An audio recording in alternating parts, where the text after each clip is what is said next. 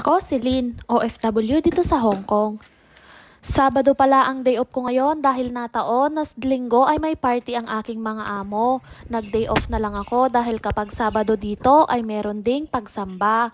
Kaya inuna ko muna ang pagsamba at pagkatapos nga ng pagsamba ko ay pupunta ako doon sa bahay ng aking kakilala dito na may alagang aso.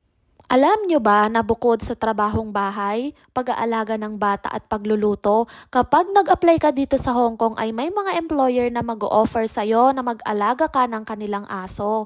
At ang pag-aalaga nga ng aso dito ay parang pag-aalaga mo rin sa tao, napaka-high ang maintenance. Dahil yung mga aso dito, itunuturing talaga ng mga Chinese na mga anak nila. Pasensya na kayo kung wala akong ma-share na mga tips kung paano alagaan ang mga aso dito. Sana mag-comment down na lang po yung mga may alam kung paano sila alagaan. Kasi ako guys, wala talaga akong experience kung paano mag-alaga ng aso dito. Kung napapansin nyo, parang kabisado kong alagaan yung aso na hawak ko.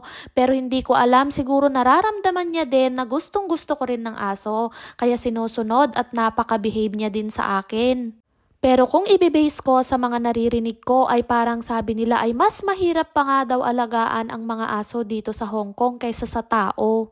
Ito lang muna yung maishishare ko. O siya, hanggang dito na lang muna.